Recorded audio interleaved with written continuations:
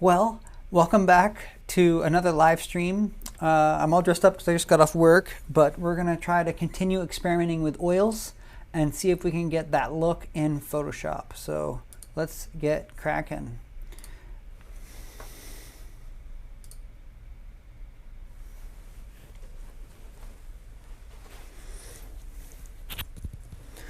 All right, looks like everything's working.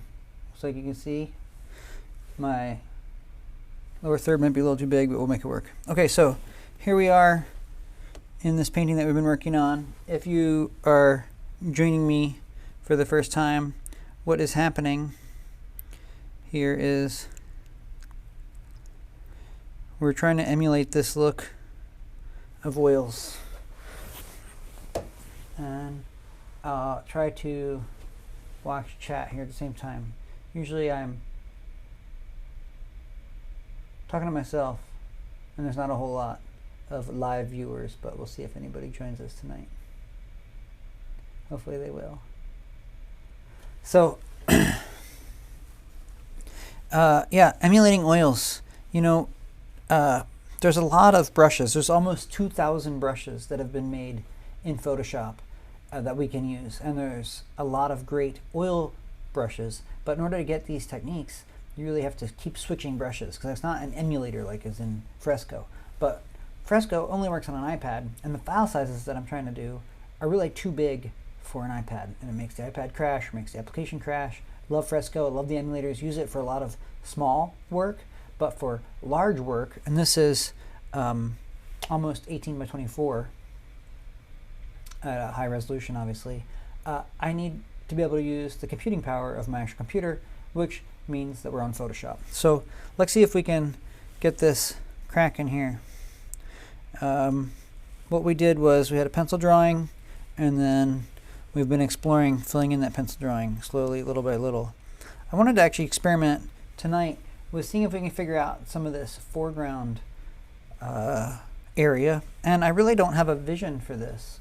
So it will really be quite exploratory, and because it's so nondescript, we can really just utilize the textures and vagaries of the oil techniques and the oil brushes and just kind of see what we come up with. It can really just be an exploration of brushes tonight.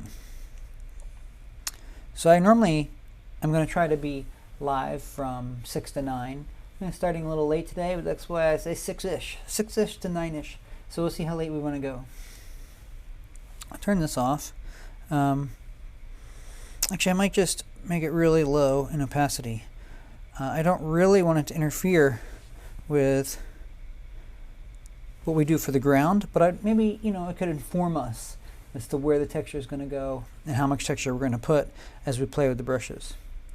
So I'll move this up a little higher. And maybe come down just a little bit. I'm at 86, let's try 80%. Yeah. That'll probably work. And then I'm going to lock this layer. And we can come down a little bit. I've got a grass layer. And in the grass layer, I started to lay out just some texture in the grass, nothing too specific. I started to experiment with adding in a little bit of highlights up here. If I'm going to continue with this, I'd either have to get rid of these highlights or kind of bring them all the way across, almost like water, like the sun is hitting a specific spot, which is not entirely realistic, but hey, it's an illustration, it's painting. Certainly the highlights in the sun would catch somewhere. So it's going to transition out of this heavy grass. I really want this to be a dead area, right? Literally, this guy's been beat up, beat to a pulp. I want this to be kind of like bare soil. So we've got to make that transition.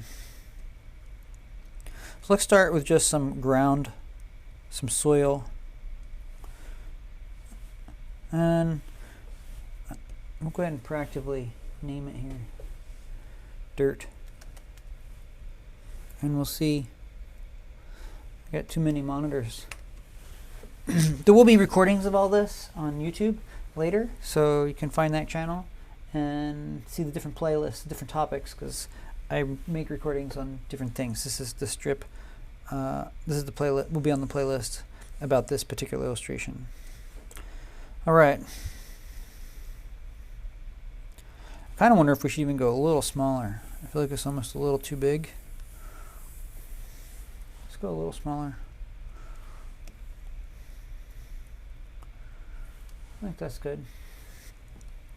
All right, now what do we want to play with here? We've got some different tools in the mega pack created by Kyle Webster. In the paint box, we've got some tools here that emulate oil, or try to do that without an emulation engine.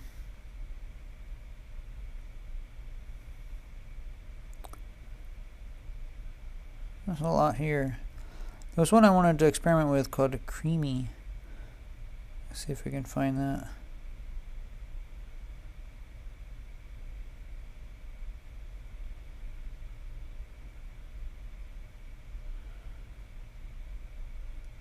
I must have missed it.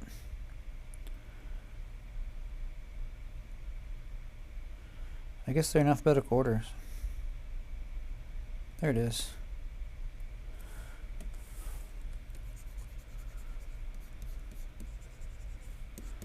Yeah.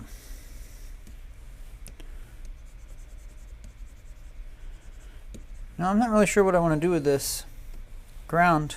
I do know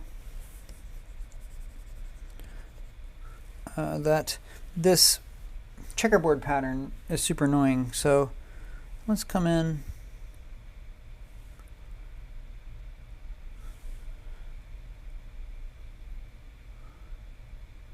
Let's grab a gesso brush. Let's go gesso regular. I'm going to move this layer below the grass. Actually, let me just make a new layer for this gesso layer. I should have done this when I first started the painting. I'm just going to come off of white a little bit. And just kind of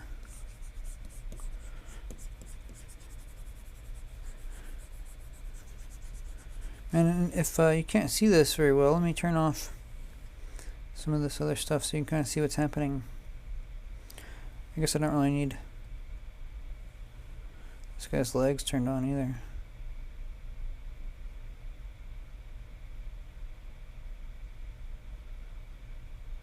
There it is. And then here's our gesso layer. And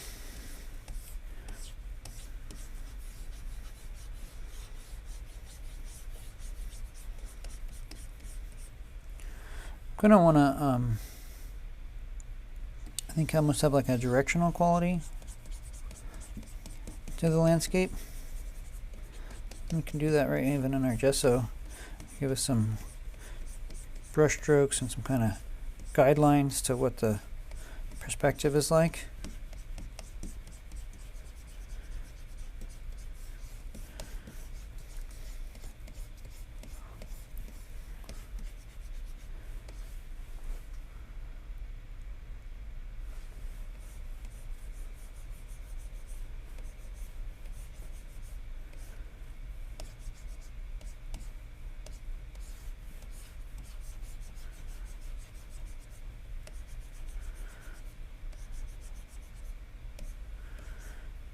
I don't normally have this much lag.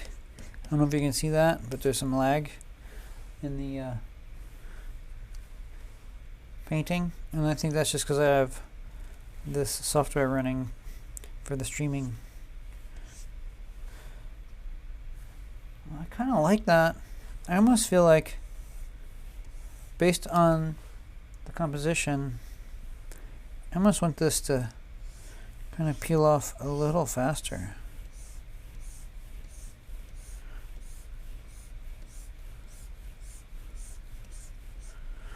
I like that. Now what's nice about this is it just gives me a little texture and a little something to start with. Can you guys see that? I mean, I don't know if you can really appreciate kind of what's happening there, but it's really quite nice, I think.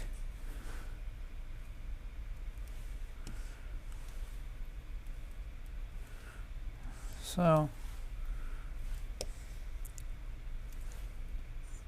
You know, when you're painting for real and you're using oils for real, there's all this lag time with letting the oil dry and all that. And on one hand, that's great that I get to bypass all that digitally.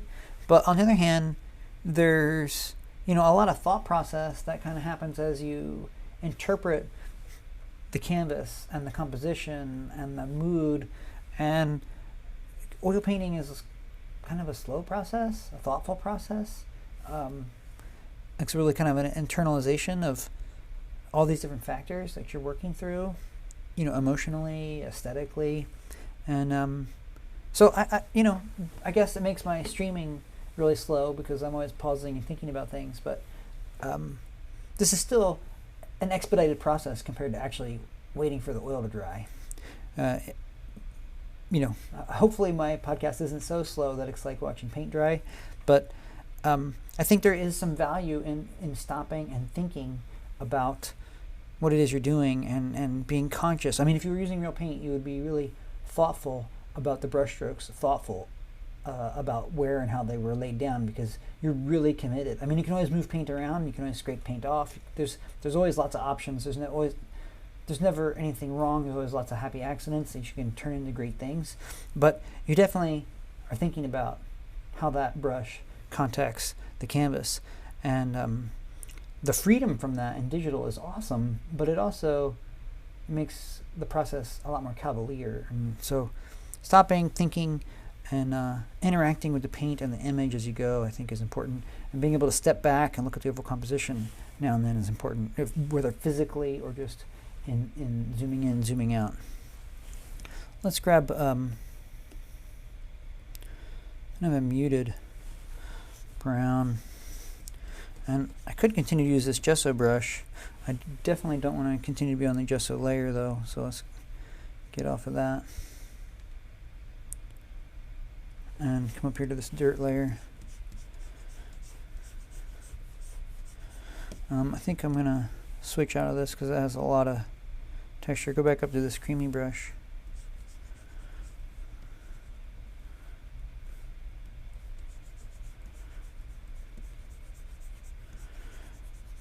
Really, I'm just not sure.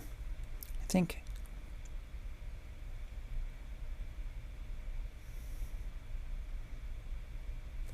let's change the properties of this. So right now, color control's off. Let's change that to being adjusted by pen pressure. And I want it to go foreground to background. A little bit of jitter. And then let's set our foreground and background. So we'll go with a really muted color. I kind of like to add the tonality later, and I'd rather have the colors be as muted as possible to begin with. So I have the little button on the side of my pen set as the eyedropper, so that makes it really handy when you're painting with oils because you can just always stop and eyedropper at any time. Or you don't have to stop, you can just eyedropper as you go. So I'll pick up a little more saturation and a little shadow here.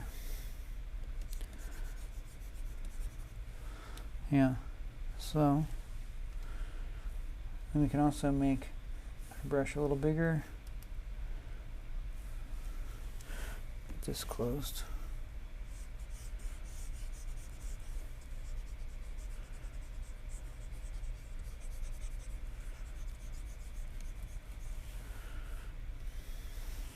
Not really jittering as much as I wanted it to. Let's see.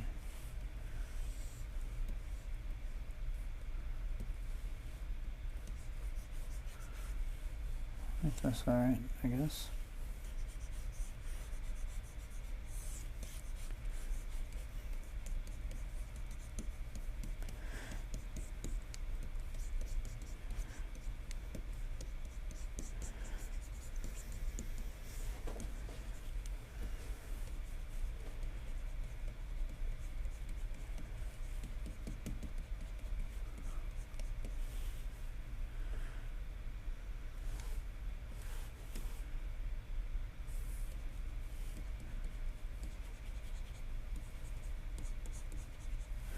Let me turn this up a little bit more.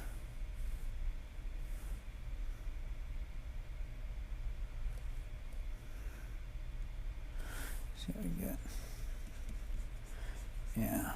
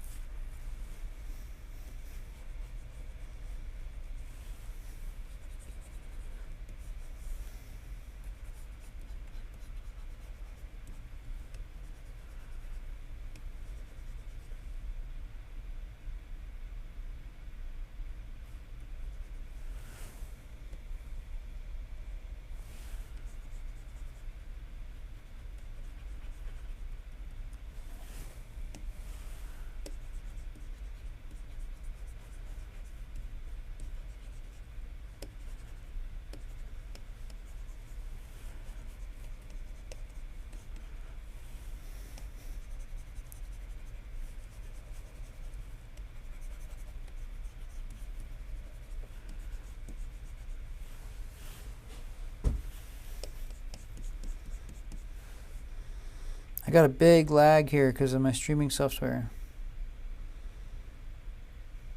So we'll let that catch up to me for a second.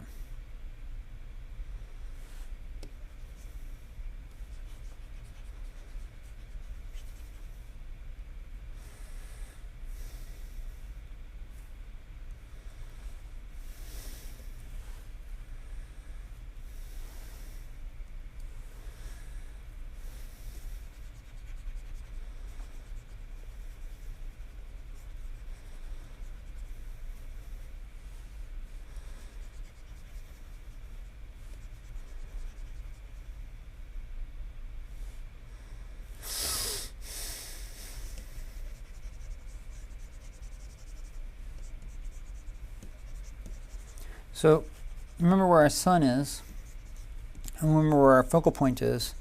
So I'm gonna make this area a little lighter, and this area a little more in shadow. Not a whole lot though.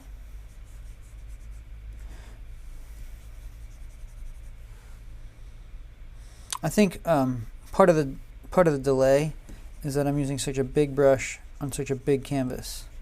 So if you were using a smaller brush on a smaller canvas with a lower resolution, you'd have less of this delay. I don't mind though. Like I said, it would be every time I had to pick up my brush and go to my palette and get paint or mix paint. You know, when you're working with real paint, you're constantly running out of the color because you just never, or at least I never quite mix up enough. So, you know, there's these pauses in between, and it lets you kind of consider what you got.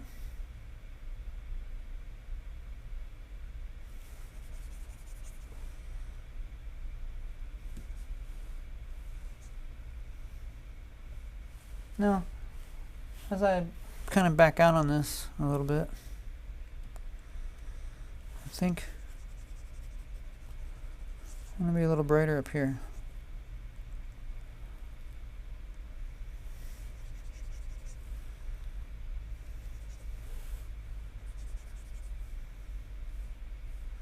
Now I've got, you can see over here, I've got the light color on top and the dark color on the bottom. So that means as I press lightly, I'll have the dark color. That also means that because I'm pressing lightly, I'm getting less, because my pen pressure is also controlling the amount of my flow. And I could edit that. But that means when I press hard, I get the light color. But that also means I'm getting more flow.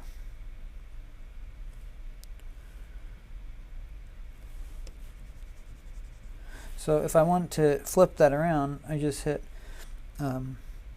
X and it'll toggle which color is my dark.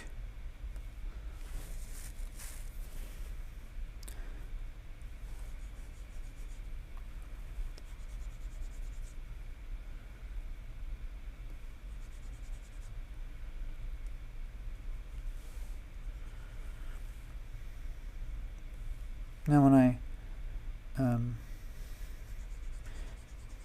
press lightly, I'm getting the light color.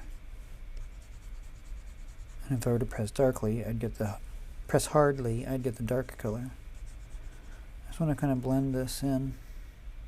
Now there are some interesting blenders we could experiment with too up here. And our brush palette, as soon as it kind of catches up to me.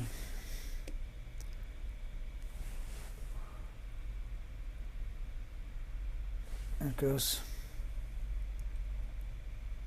So at the top of this category are blending tools. Thrash blender. This is going to blend very, very quickly. And I'm going to make, this is a huge brush normally, but my canvas is so big it looks small.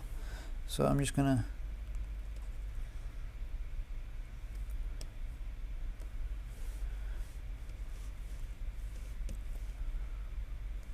look how fast that is. But it still has some texture, some real painterly texture to it.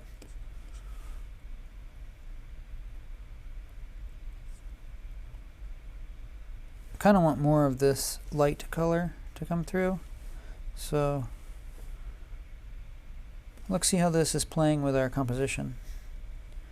Because ultimately, this is just a, I mean, not only is it actually the background, it's, you know, in a literal sense, it's also metaphorically the background. And I want to keep it as a secondary element and not too flashy or catchy.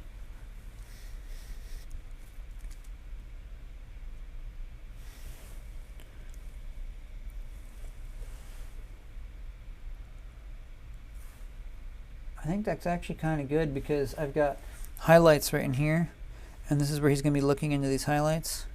And this is going to help contradict the strongness of the impact of the sun.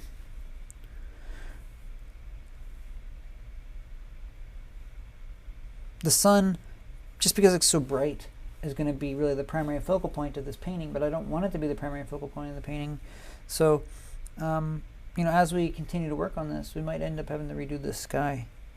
I love how this sky turned out, and it really has the vibe that I was going for, and it's what I planned for and thumbnailed, and is what I showed the client and the layout, and you know, I wanted to have the sun there, but if the sun ends up stealing the show, it's really supposed to be a triangle between the heads, the two heads, and the fists. So if the sun isn't working and is taking away our focus, we might have to redo the sun. So actually, I kind of like how this turned out. What we can do is make a new layer, put that layer on multiply, and now we can tone this a little bit. So I'm thinking I might want to come in here with maybe kind of like this orange, and to be back in a brush tool in order for the Maya dropper to work. Yeah. And instead of just picking an orange out of the color picker, I want to pick an orange that's already in the painting so that the colors will kind of work together. So let's see if we can tone this a little bit. I don't know if I want multiply or screen. Let's see.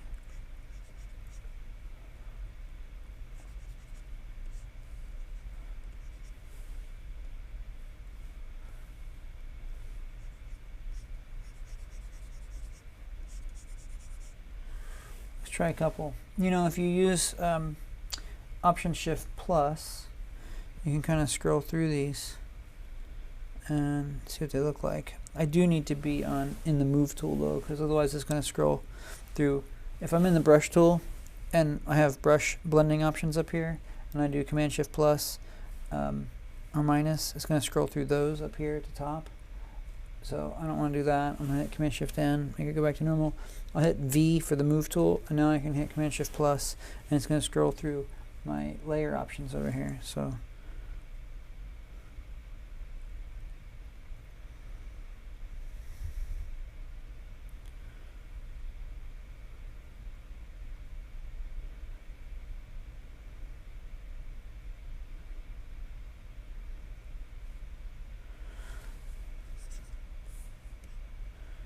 let's go back to our brush tool.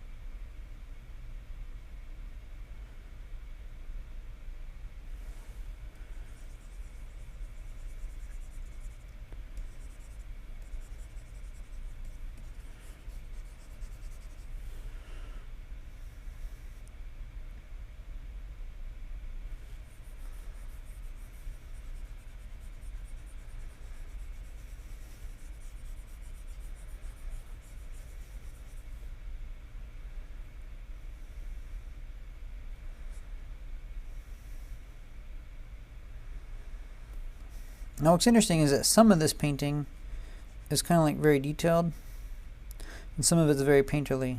So we want to try to bring those things together. I'm going to use my blender here that we used earlier.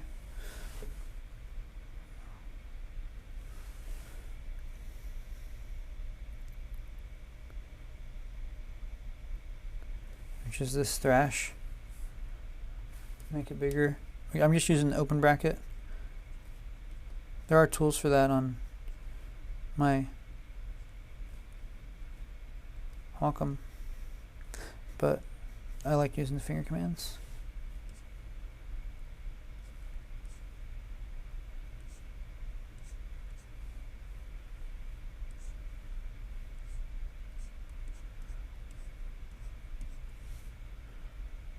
No, that's pretty intense.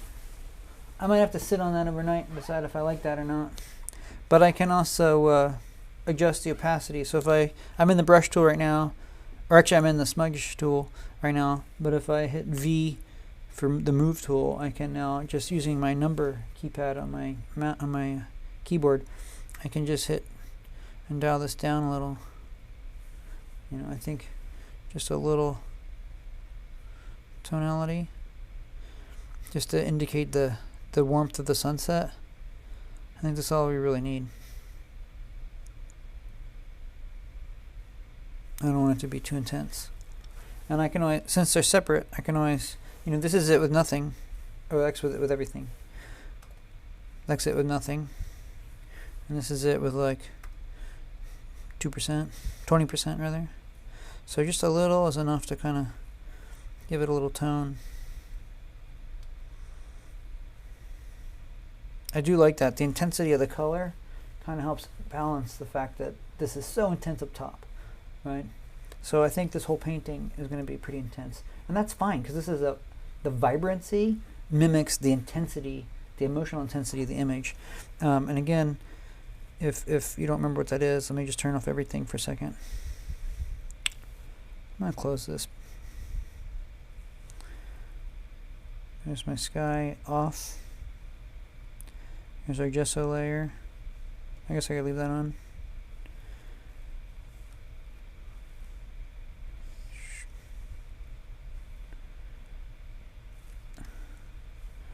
I got that in a folder, so we'll just turn off the trees. And Cain should really go in a folder here too, so let's start dropping him in a folder. Let's just take all of this from there all the way up to there maybe, and drop that in a folder. You could also use Command G to group it. I'll go ahead and name it.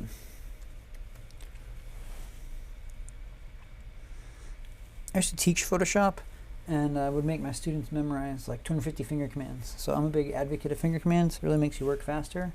But I know people on streams like to know what you're doing and not have everything happen magically in the background. So I kind of switch back and forth between doing it with finger commands and doing it the old-fashioned way. Bring this. I'm going to resize this a little bit so you can see the bottom of my screen a little better. Can you see that? Barely. A little bit.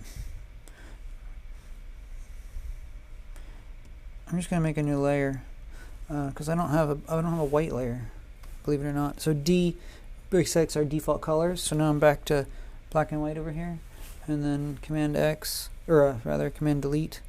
And I can fill this layer. So I have it turned off, so it's not going to fill when it's off. There we go, filled. Drop it in behind the sky. Let's see.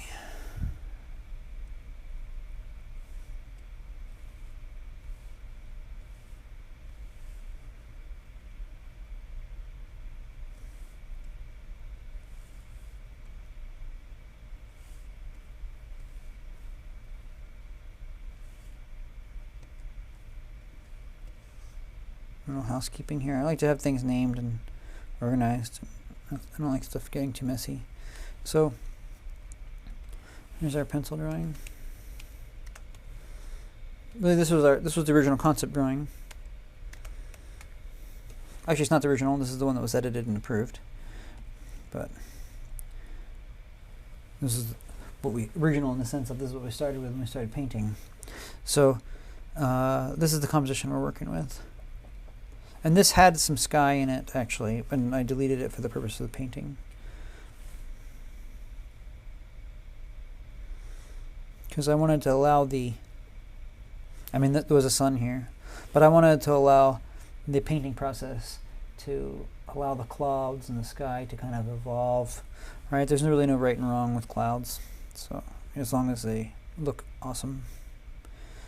So, and we put in the sky.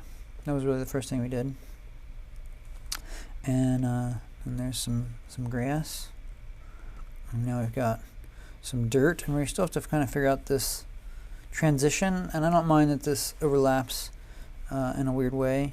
We went a little high with it, and that's good because now we can paint in a transition layer where we're going from grass to dirt. So it looks like there's a couple people watching. I can't see who you are. It doesn't tell me who you are or what your names are, but feel free to say hello or introduce yourself so I know who's here.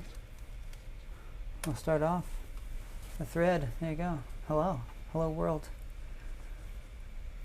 Try to keep an eye on that as we go. So then we're trying to create this moody woods as a background element, not something that would be too detailed or steal the show. I think I'm going to group this dirt tone just so I don't lose it and know what it is. So we'll go ahead and name it. I guess it would help if I could spell dirt tone. And we'll take both of these, group them, Command G, and we'll call it foreground. There's definitely going to be, like I said, a middle ground. And we can even paint rocks and stuff if we want, if we think that's relevant. So, let's see what's happening over here in my stream. Hard to monitor, but I got like monitors behind me, monitors in front of me. This monitor up here is not even hooked up. We're actually hooked up to a different computer. But so we got 1, 2, 3, 4 monitors at the moment, plus this one.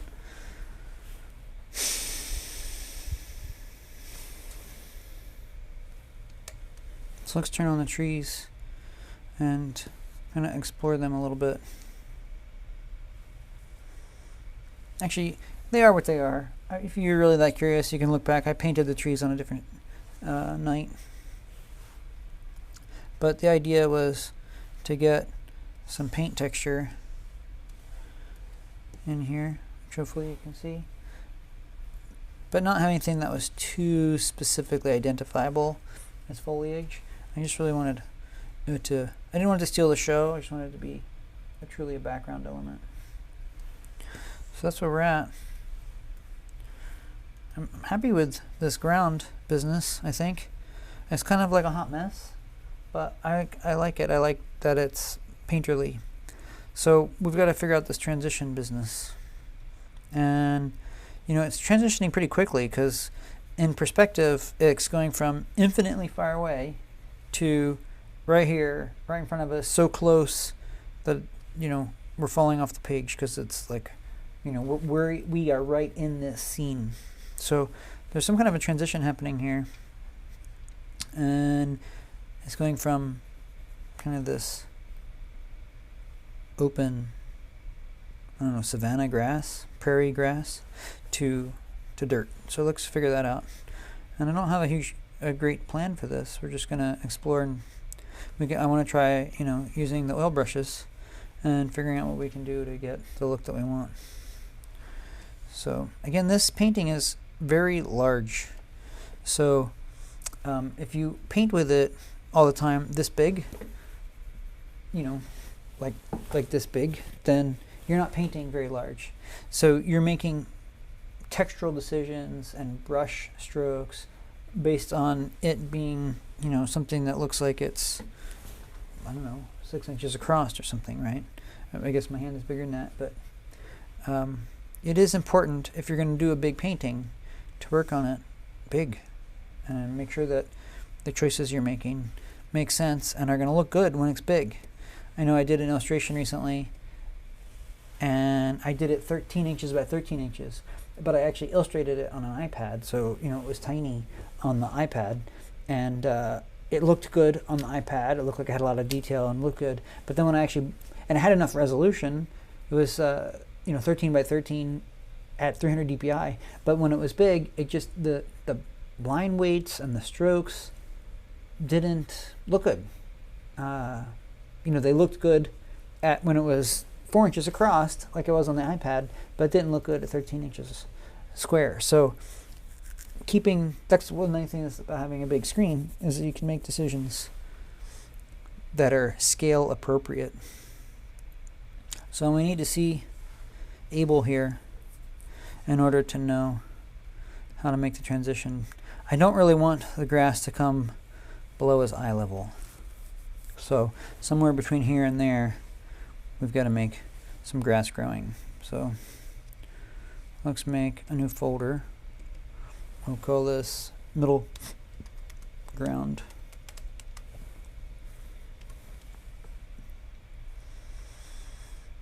And yeah, there's some brushes in here that I think might be particularly suited to this, although I haven't actually tried them yet. Actually, here's one called hair and grass. I wonder what that looks like.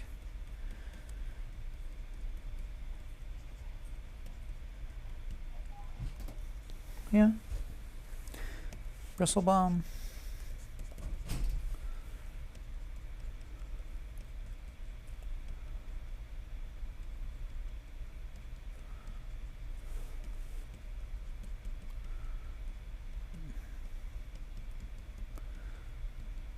I think I like this one the best so far, Bristle Light.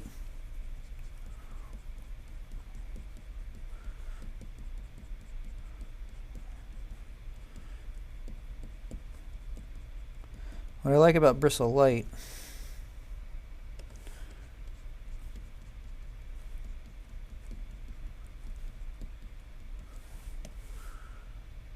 Bristle Supreme. You know, all of these could be good, honestly. What I like about Bristle Light is that it's nice and thin or thick, but it continues to keep its line clarity. It doesn't just, like these, turn into like a big mush. So Command A, Command X, and let's try it. We're going to adjust this a little bit. I've got these colors here to work with. Really kind of almost like a night grass. I've got to transition out of that shadow area into something that's much lighter. So next eyedropper, one of the colors that we were using before. We'll hit X to toggle that. Can you see that over here? Oh, X is toggling. And let's pick another color from our palette to work with. Make it a little lighter and a little warmer. That doesn't take much. Switch, make this a little cooler. Yeah.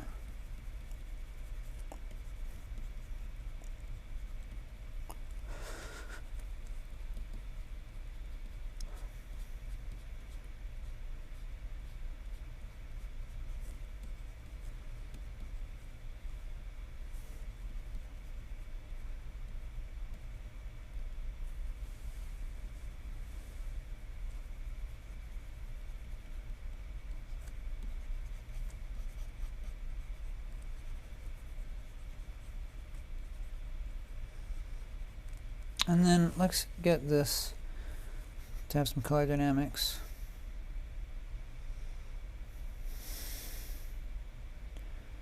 Let's give us a little bit of hue jitter. So Saturation jitter, brightness jitter, by pen pressure. See what happens.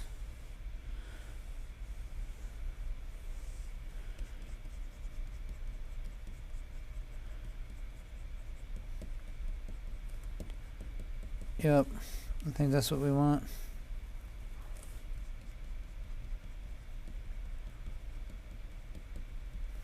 Nice. Command A, Command X.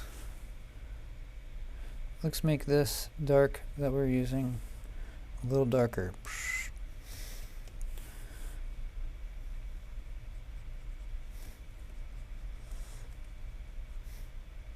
I don't think I want to get up in here this high, and you'll notice that my background dirt goes up really high.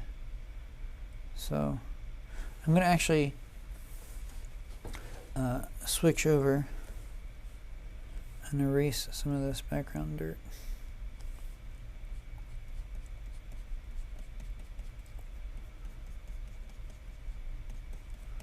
And I'm just using this grass brush to do it.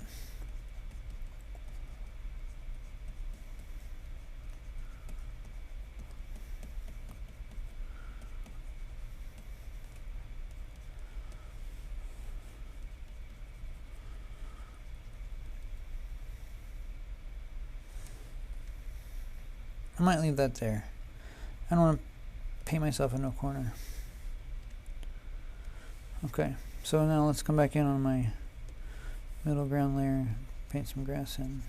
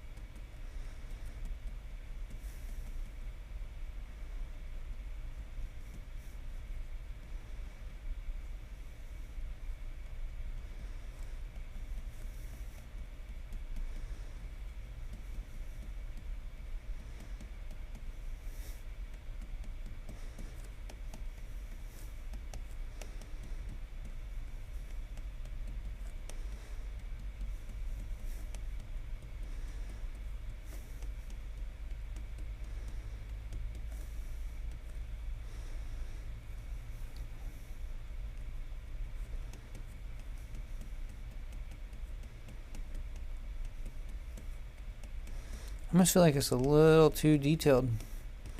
We might need to come back in and smooth this out.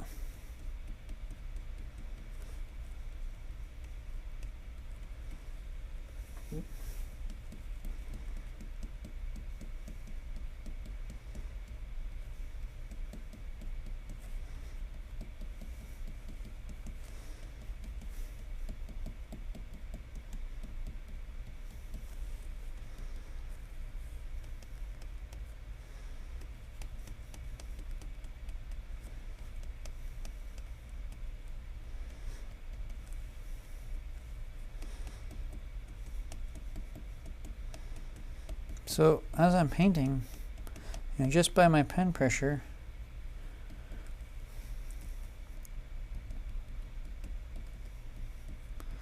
I can control how dark this stuff is.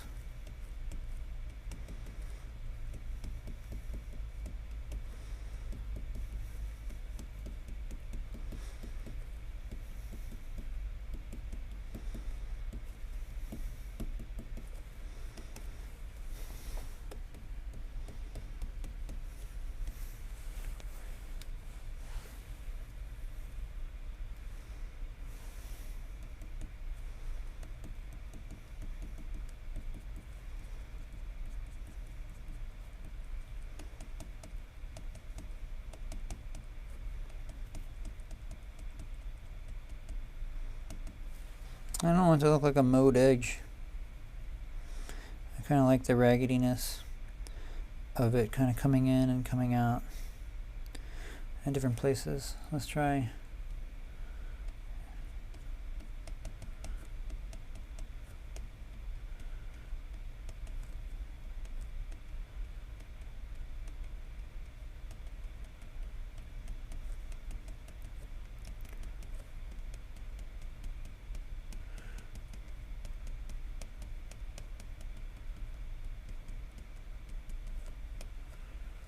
And I can actually soften this edge kind of the same way. So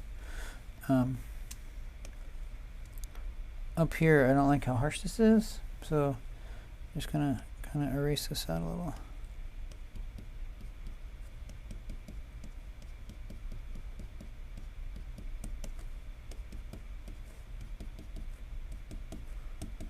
Soften that up.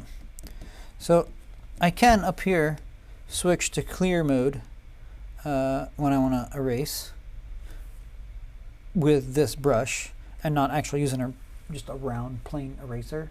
So or I can hit the tilde key and do that. Tilde key just switches temporarily into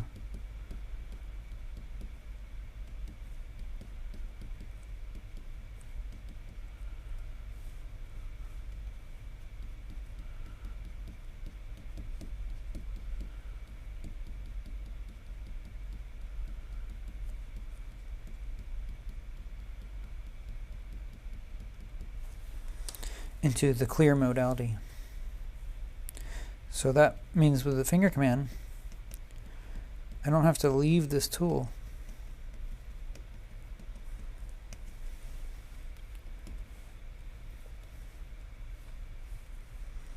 Or leave the moment.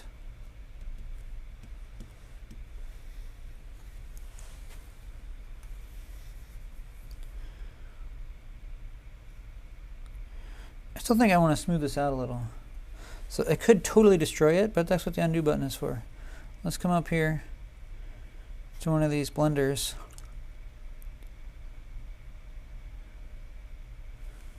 Let's try one that might be a little more gentle than the one we used earlier, the Thrasher.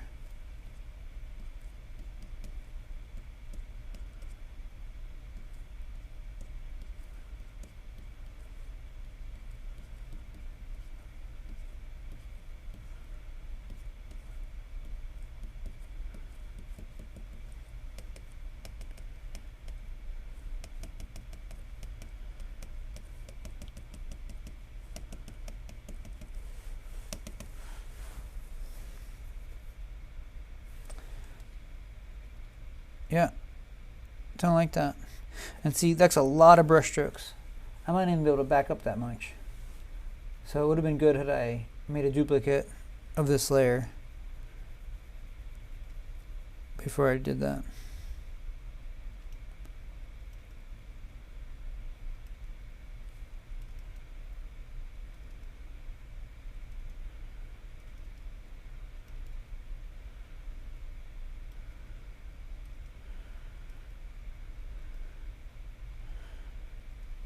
Some of the more subtle blending that occurred there, and I can see it as it's undoing.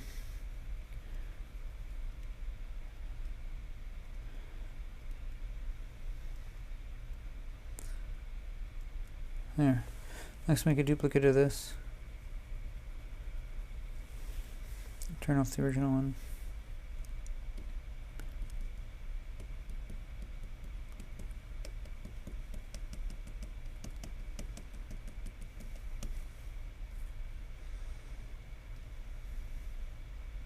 See, some of that I like and some of it I don't.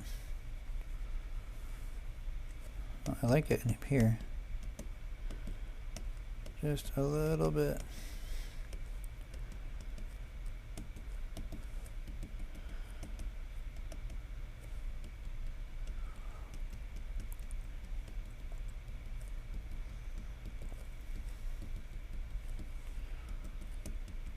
Because this is still kind of in the distance. I want there to be detail, but I want it to be kind of out of focus, kind of distant.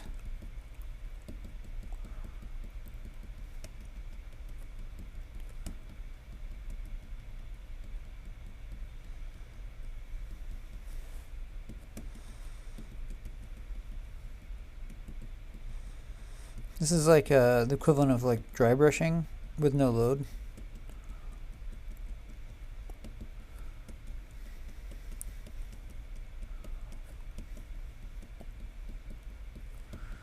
And I can kind of just experiment here because this is going to be under the fist. And I just kind of get a feel for what it would look like.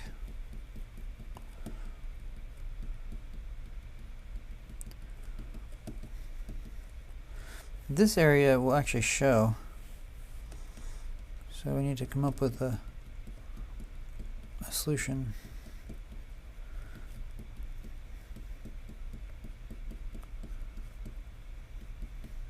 You know, in your brushes you also have brush history, so I can just toggle back to this brush.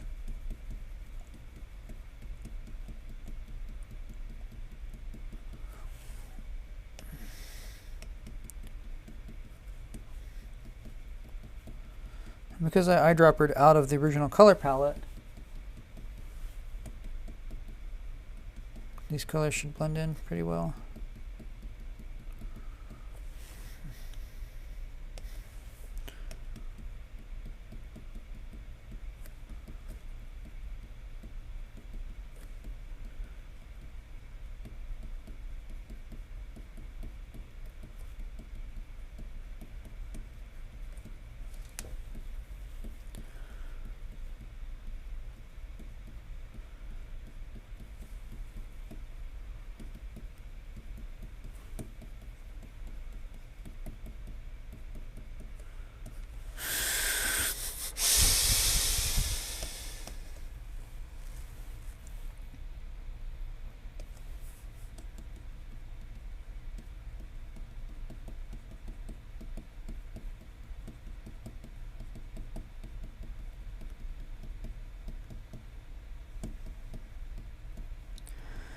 I don't remember what the name of this original grass brush was that I used, but I do really like that original grass brush. I have a feeling it was one of these down here at the bottom.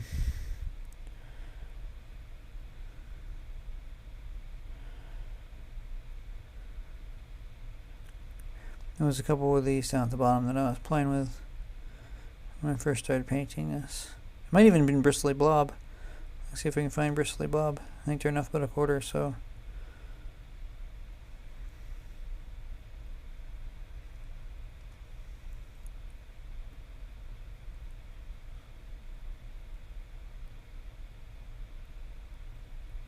Oh, that's an actual oil paintbrush, Bristly Bob.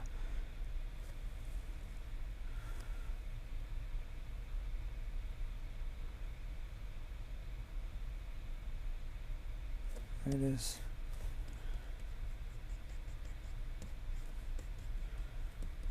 No, it wasn't that one.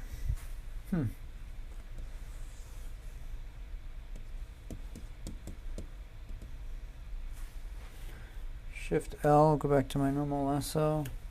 We need this polygonal one on. There we go. Delete. Shift L. There we go. That's what I wanted. Command D for deselect.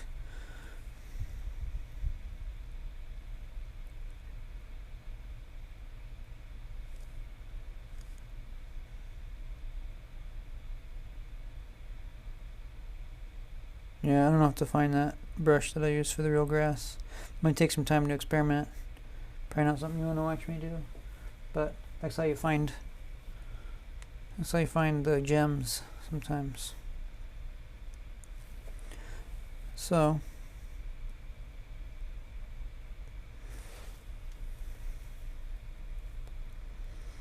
we didn't really do any rocks or splatters or anything. I mean, we could try that. I don't want to get too cliche with just like random weird stuff, but let's see.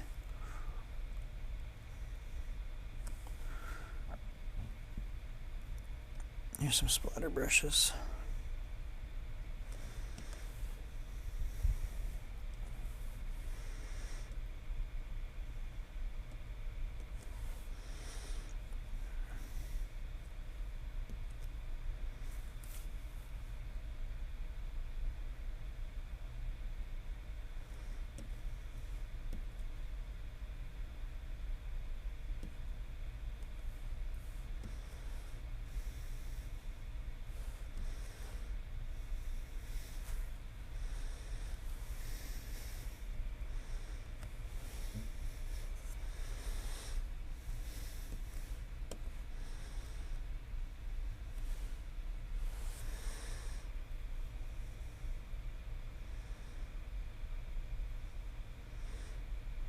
That could work, actually.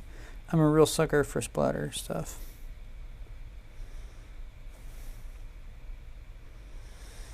I might make another layer as a highlight layer.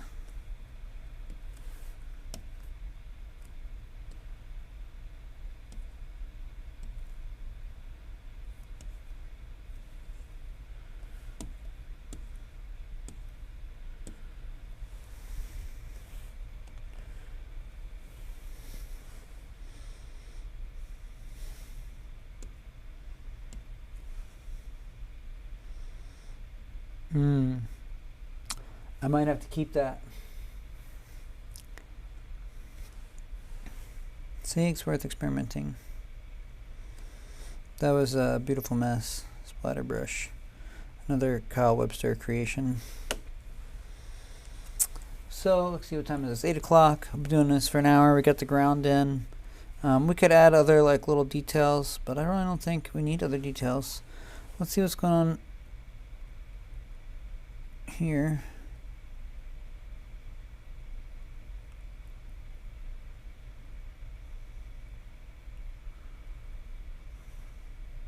Somewhere. Oh, you know what? This was where we were playing and experimenting, and I think this is going to be under the fist anyway, so this is bothering me. It's a little weird here, but it's not going to be visible. We might want to change the way this grass ends so that the fist is more silhouetted, but let's see what it looks like when we get the fist in. Next, what's nice about keeping this stuff on separate layers.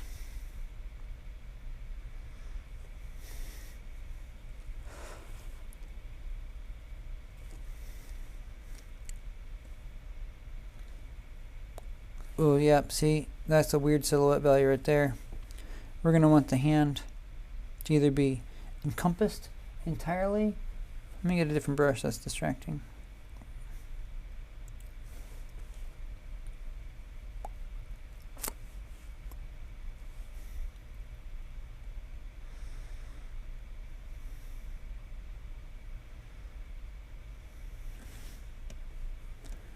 We're either going to want to have this grass come down entirely around his hand or tuck up higher around his hand. Now we do have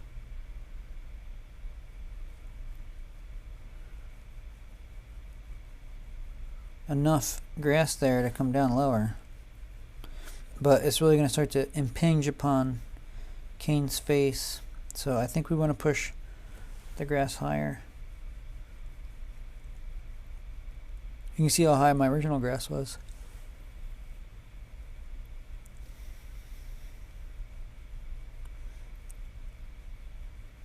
So that means here on this foreground dirt,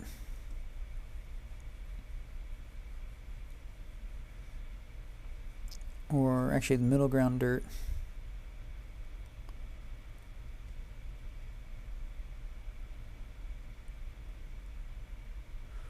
see, how do we want to do that?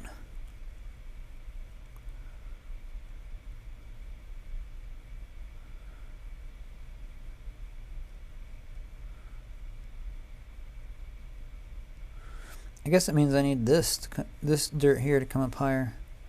So we can actually probably do that with a smudge tool. Bristle smudge. Make it a little bigger.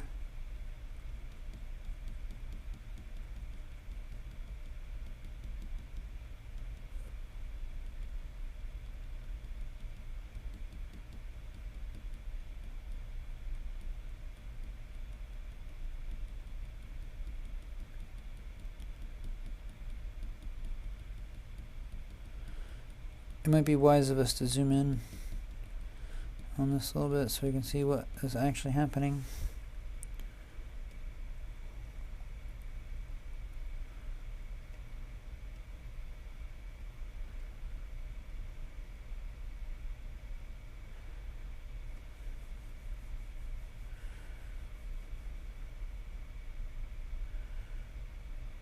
Yeah. I'll zoom in.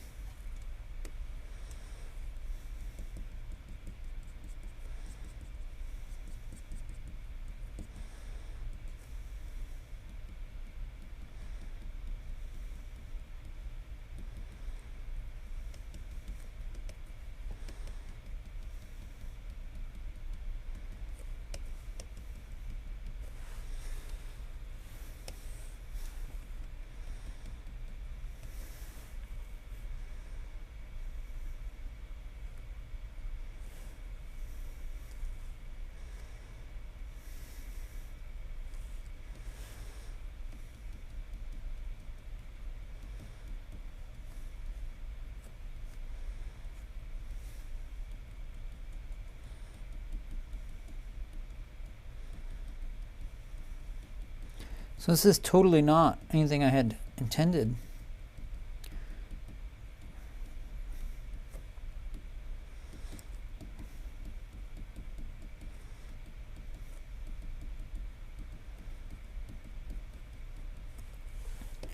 But it really, I think it's going to work out fine.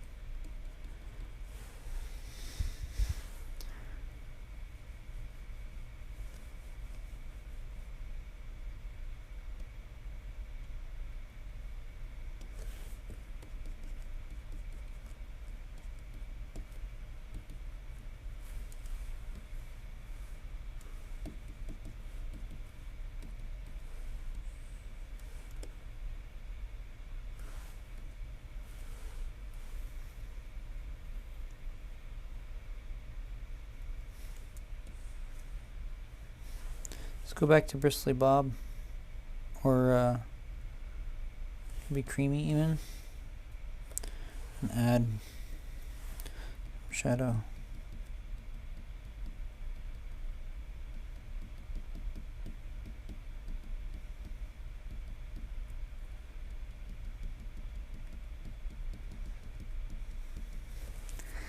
This could even be Bristle Light.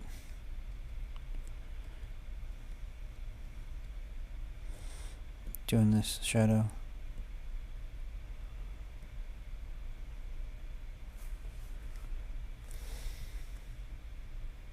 Well, actually, I want it to be two different shadow colors, like something like that, and maybe something like that. And then just get in here really tight. Make this brush a little smaller.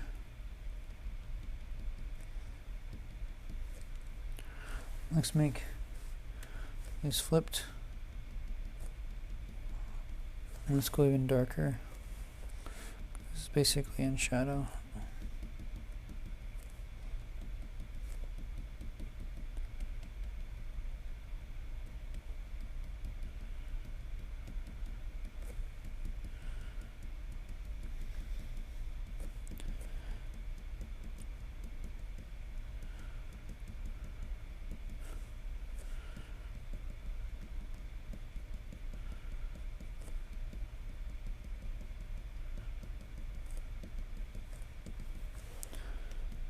Because it wouldn't just be a hard edge of grass. I mean,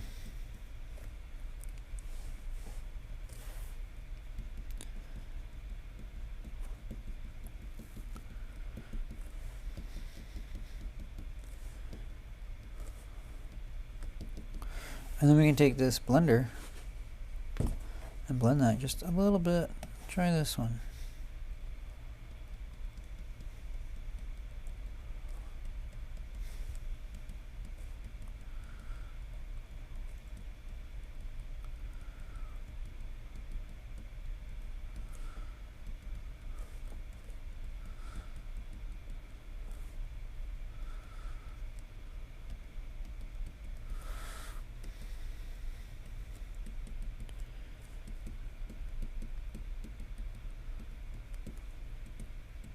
Nice. I think I'm okay with that.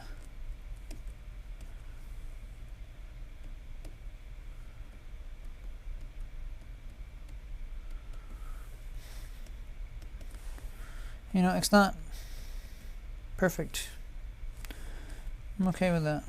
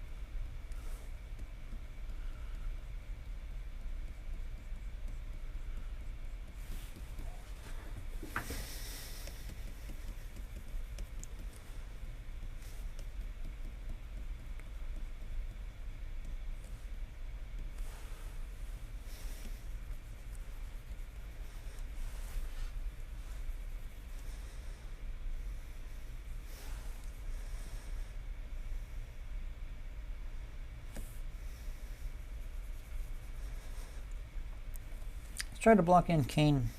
I mean Abel.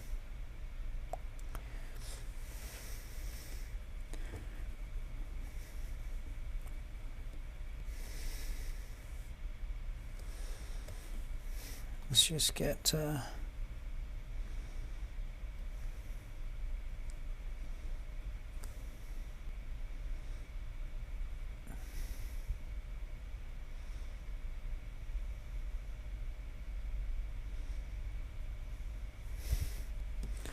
try this cake brush.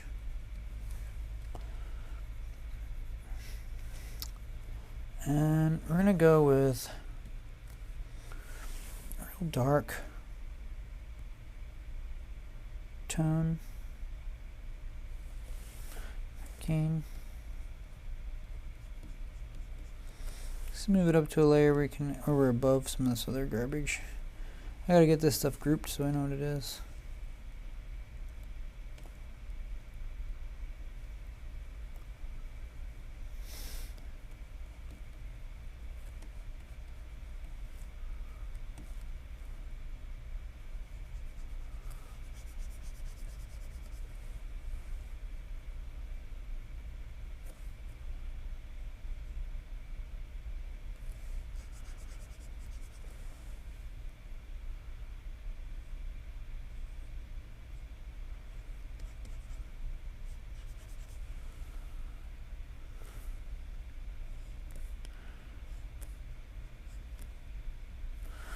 Turn this up a little so we can see better.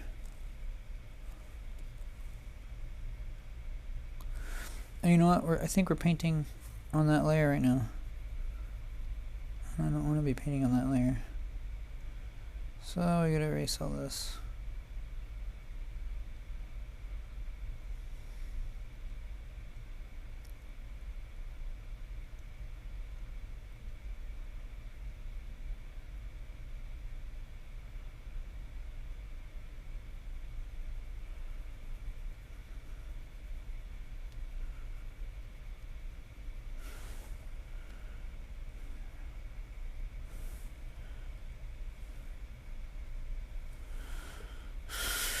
There he is. We'll lock it. Create the layer I actually want to work on.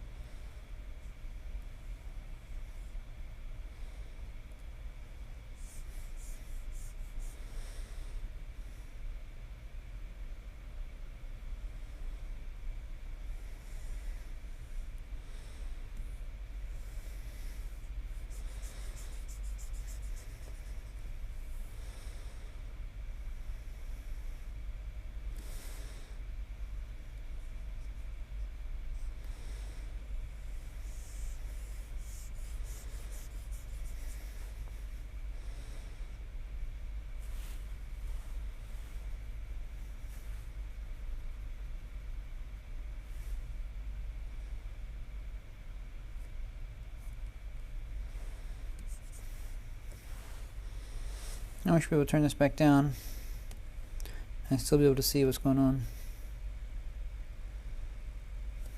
You can see he's blocked in now.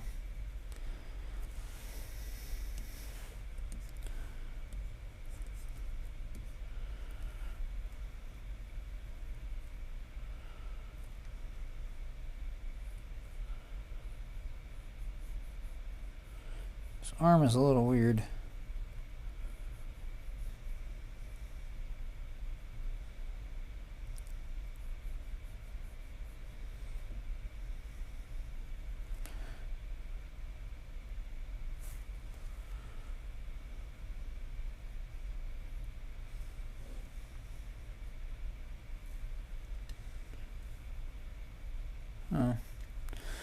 Okay.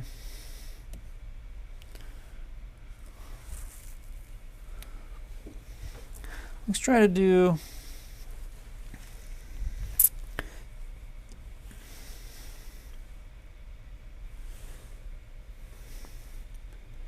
his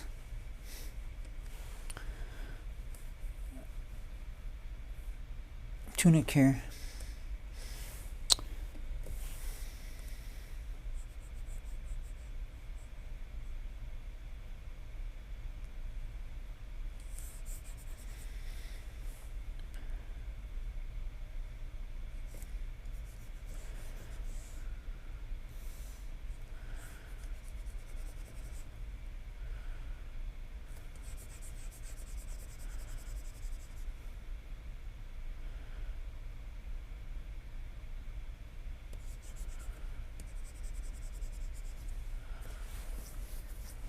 Alright, I'm working all on a separate layer here, but I'm locked to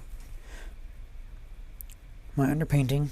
And now I can work on one layer, and I can come down and go a little warmer, a little darker, maybe a lot darker, and a little cooler.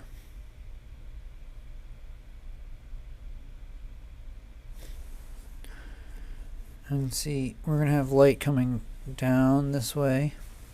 And you see, we're going to have light coming down this way. A grazing across the top of his body. So that means that this stuff in here is going to be in shadow, like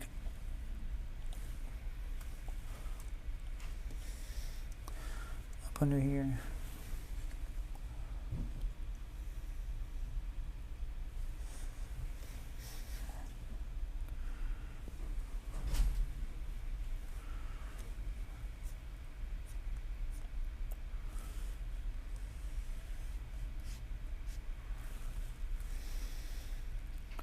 What I should really do, that looks beautiful, but I'm going to do it anyway. I'm going to say I should probably do a highlights and shadows layer that are separate, but we'll keep it all as one.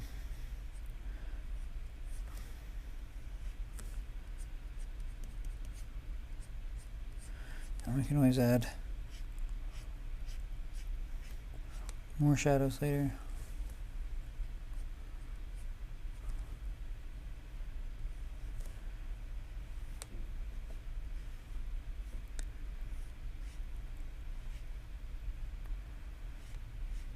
In fact, I'm almost certain that I will.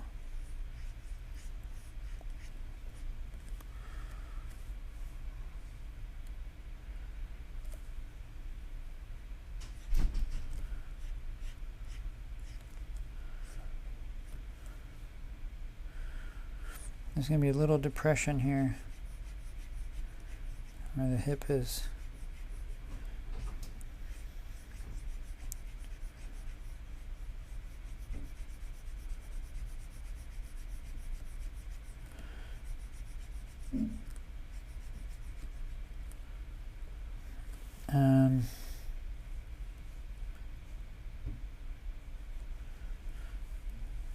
The light's going to fall off probably back here pretty strongly.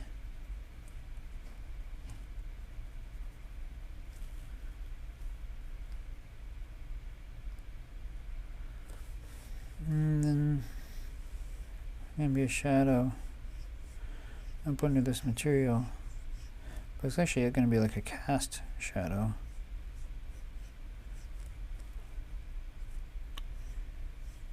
And this is going to be in shadow.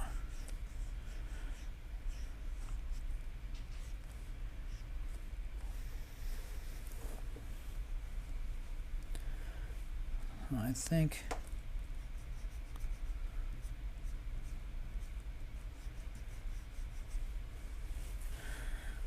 that's actually the extent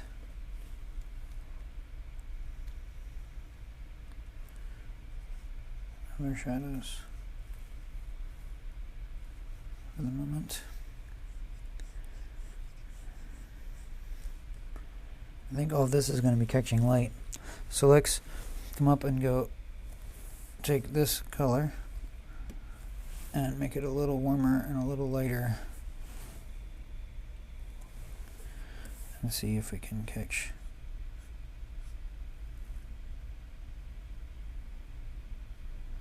some highlights. I think it's going to be not that warm. Maybe.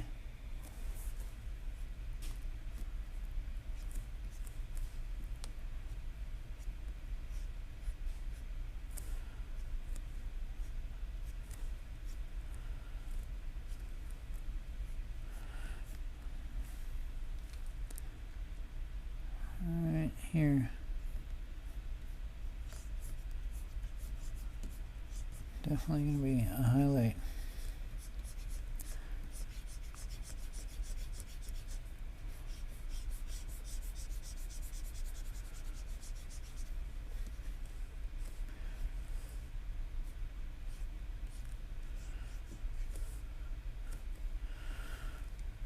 Now, let's get rid of this pencil drawing much more so. Let's see what we got. We'll keep it just a little bit for the form.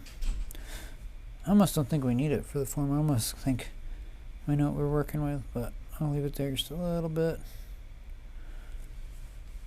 Let's lock this.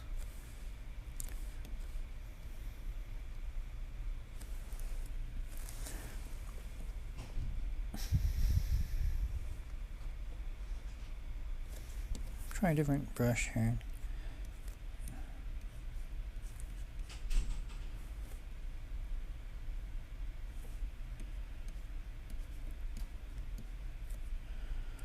These are big brushes.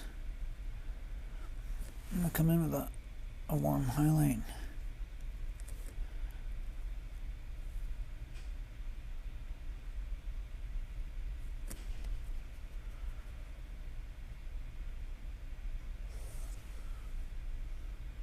There it goes.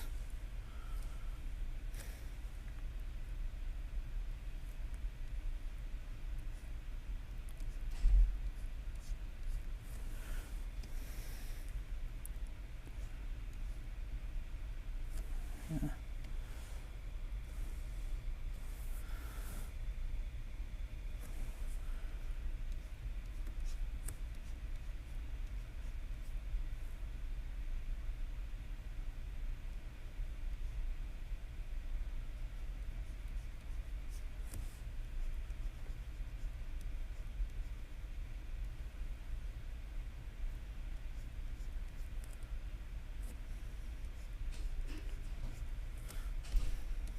It's not really cutting it for me.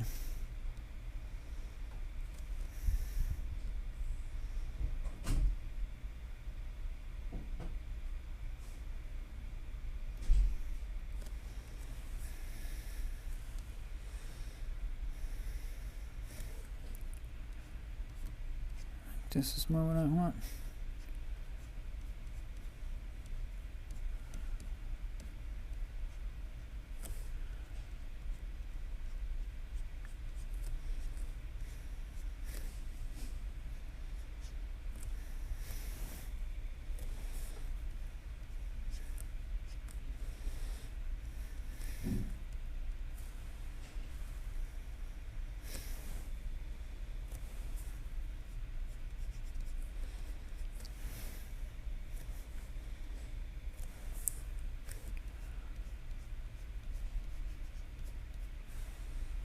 Too small.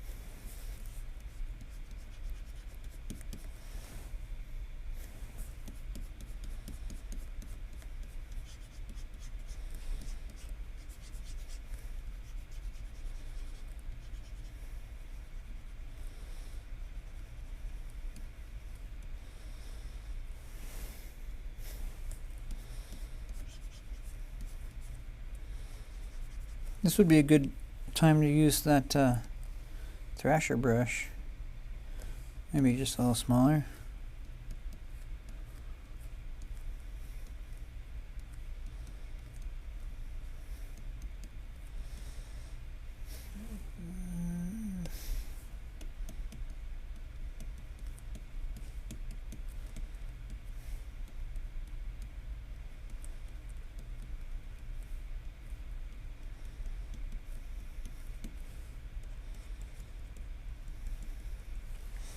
Alright, and then let's come in with a shadow layer.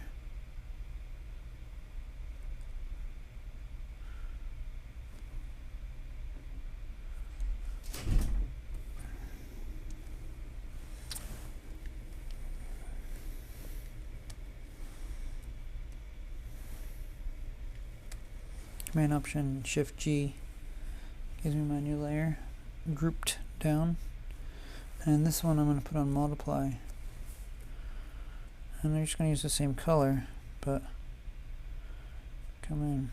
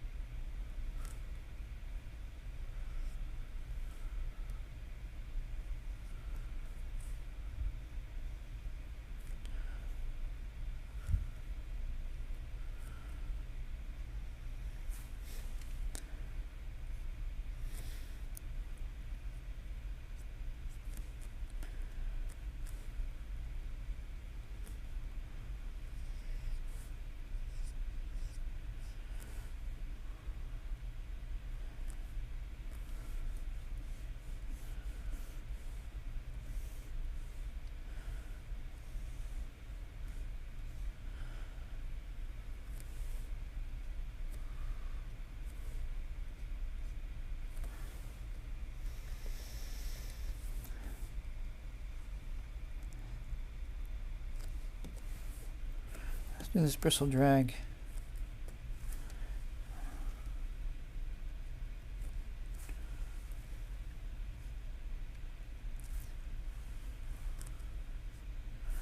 I need to figure out how I want to use it though.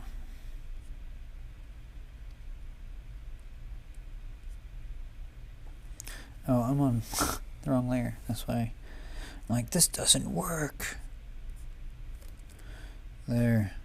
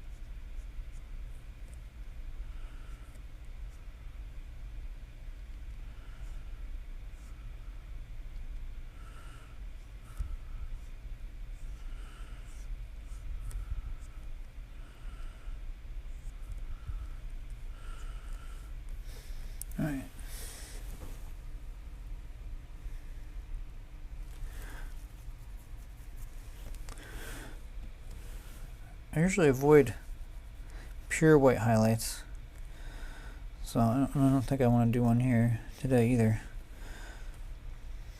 But let's see what we can do for some highlights. We already did some shadow layers.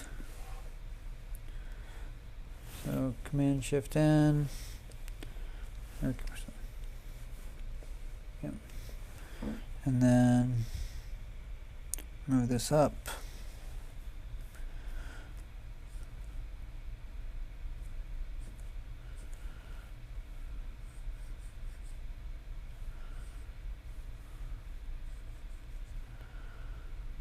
Let's see if we want to try that on a different blend mode.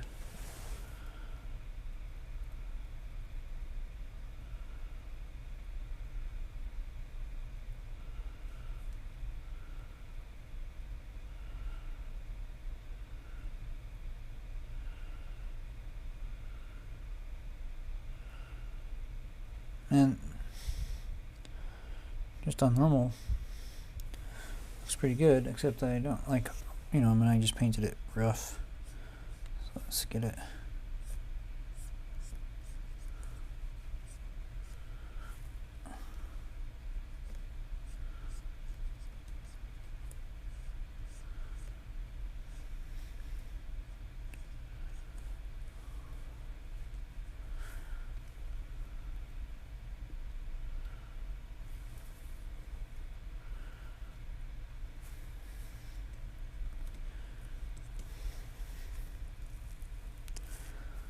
Alright, let's zoom out. That's pretty good.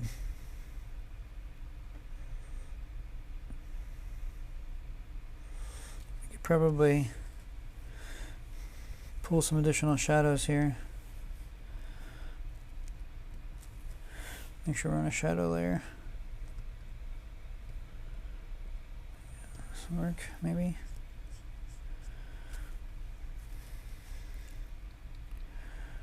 I'm not sure what I'm going to do here.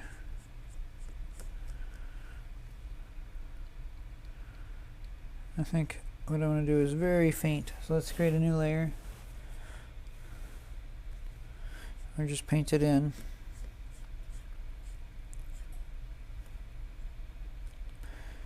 I'm not worrying too much about faintness.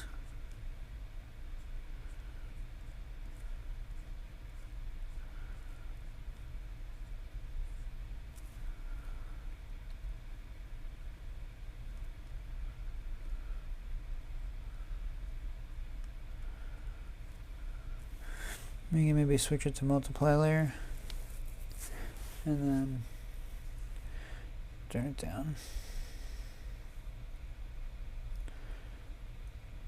Yeah. Now I do want to add some color to this.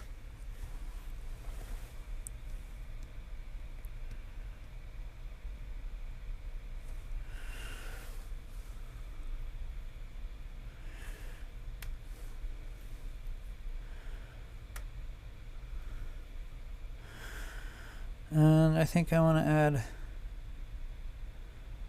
oh, you know, another thing that we need to add here, which I don't have, is kind of the shadow of these folds. Because they're like big bulbousy folds. So they would have big bulbousy shadows. So we could come to a shadow layer. Like, we could also turn down this shadow layer, frankly. But I like it bold.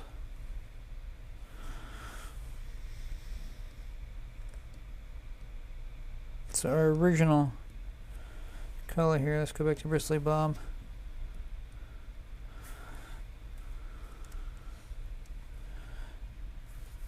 Just really small.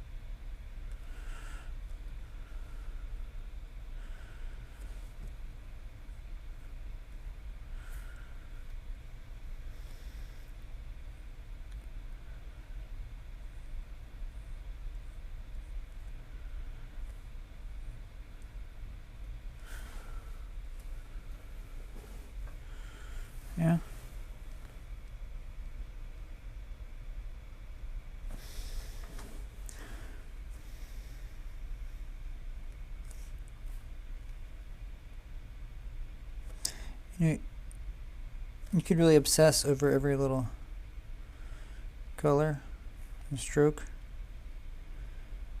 because you have the ability to do it. Whereas if this was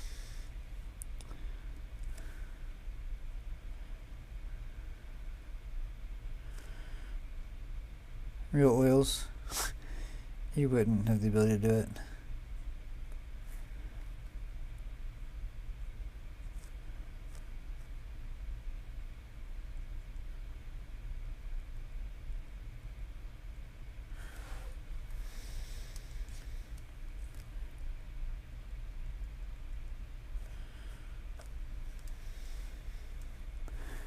Alright, so how do we want to add this color? You can see I got some stripes. Let's just try creating a layer. Then we'll just take some blue, some like navy blue, muted blue, and see what we can create here for stripes.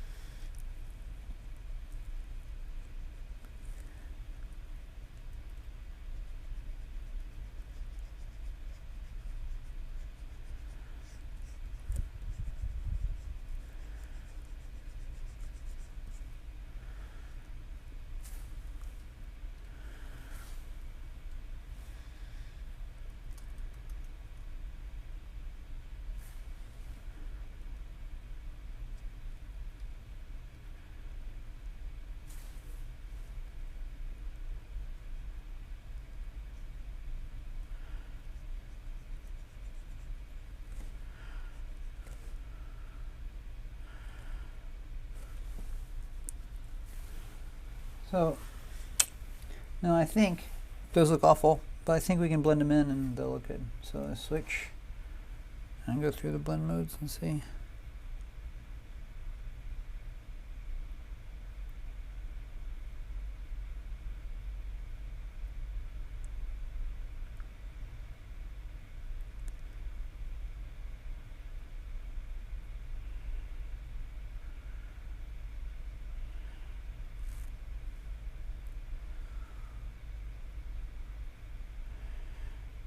So no, they kind of look awful, but let's fix it. So let's rotate it around, get perspective on what we're looking at. I think this one in here looks particularly out of place.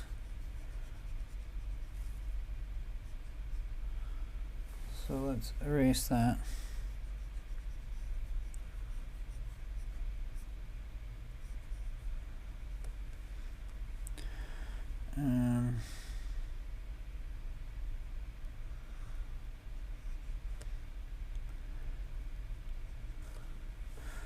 Same with that.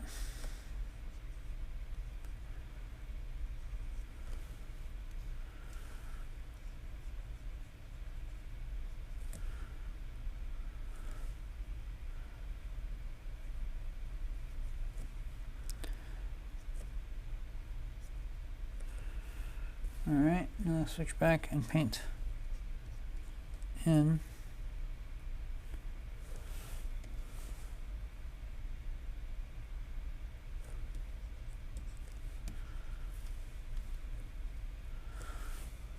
some blue.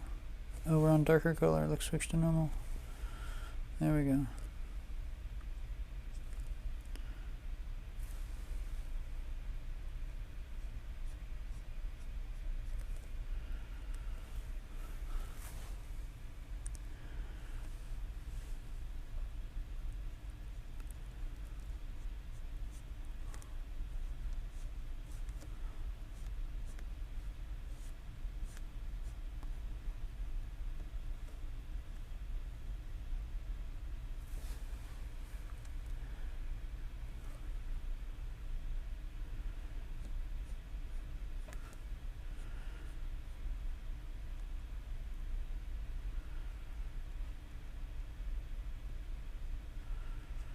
I don't mind these being rough and painterly. I just want them to look right in terms of proportion and perspective.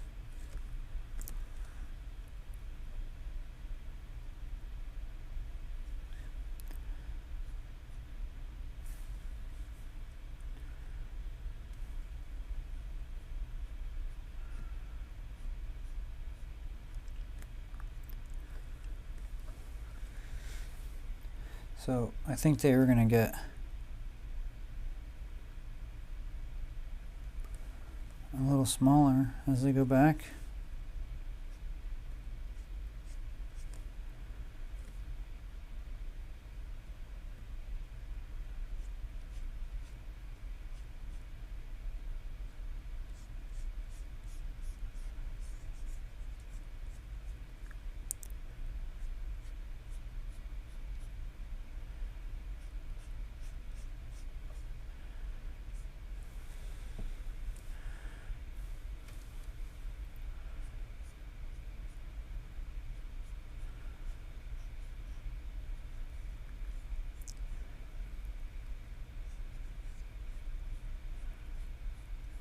I don't think I'm going to see any here.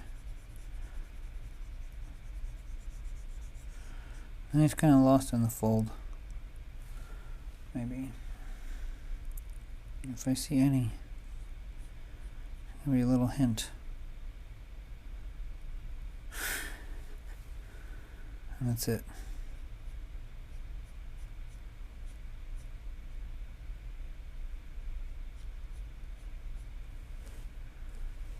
Now, since this is on its own layer, I can group to it. So we can make a new layer.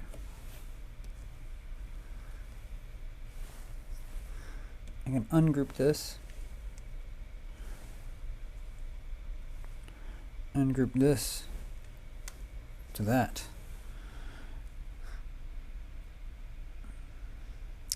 Now I can add highlights and shadows. So we'll come cooler just to the right and down, which makes it shadow. Go back to Bristly Bob. So that's what we were using earlier.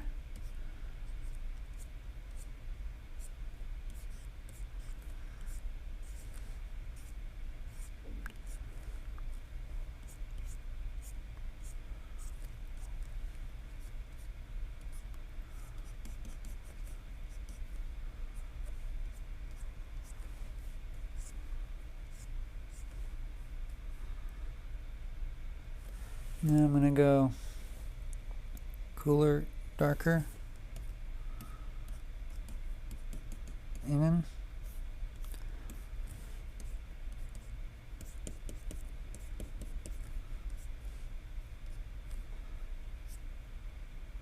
Not that dark.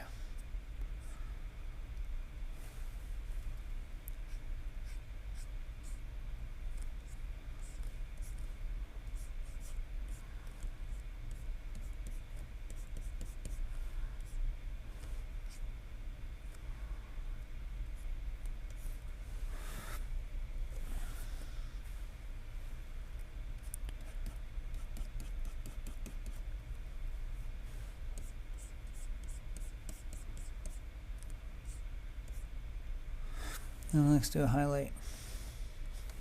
So for the highlight, we'll take this original color and go up on cooler.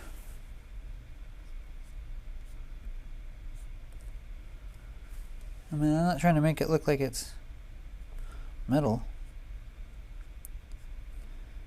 or anything weird. Just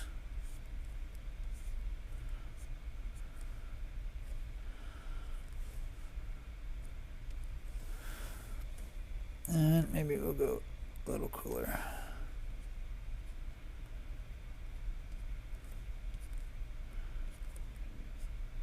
There's a little shadow in there, so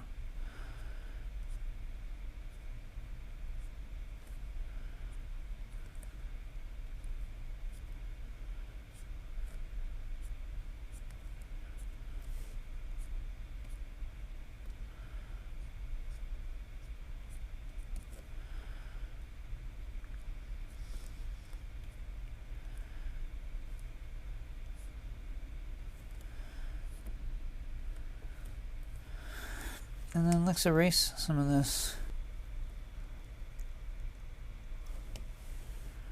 because I think it makes it look bumpy at the moment.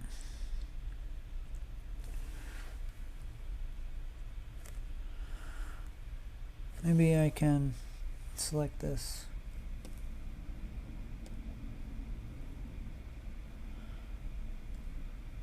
There we go. And then we can erase. Command Shift I to invert the selection, and then come in with the eraser tool and erase this.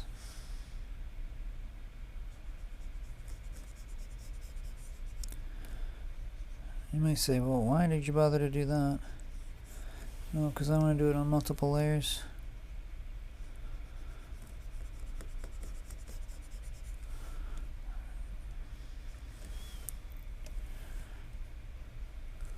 There.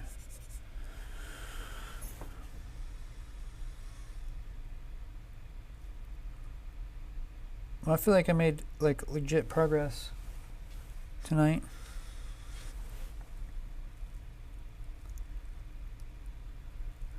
We got some ground done.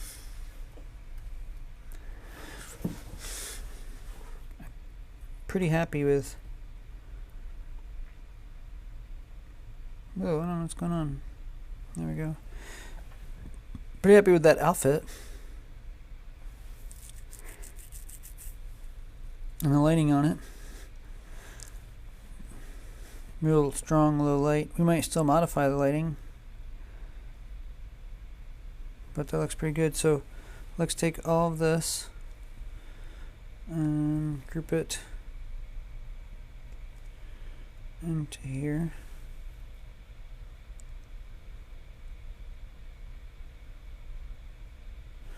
I guess I lost my grouping to my original underpainting, so we'll just select that and then erase. Oops. And then erase out this guy here. And then I can use this as a new underpainting. So I'll take these guys from here to here, and we will group them down like that. And I could always come in and add some more texture to this even, but like I could add some canvasy texture because of it's the fabric. But I'm pretty happy with how that turned out. So we can add in his shirt and then his face, and then we might want to totally revisit what we've done on Cain, but now that we're progressing more and more painterly as we go. We're going to also probably add in some more shadows here because the light's coming over and it's like being blocked. His body's up and down here, and the light's it's not going to make it down there, so this is dark. So this is going to be a shadow down in here. I mean, we could add that now, but I think I'm going to call it a night. And we'll see where the light goes over here. So I think we're getting there. I think little by little. we'll work on it again tomorrow. So tomorrow, hopefully, I'll actually be able to start at 6. Might even start early. Hello, Richard Lindsay. Or Lindley. Sorry, I pronounced your name wrong. Thanks for joining. And we will see you again tomorrow from 6 to 9.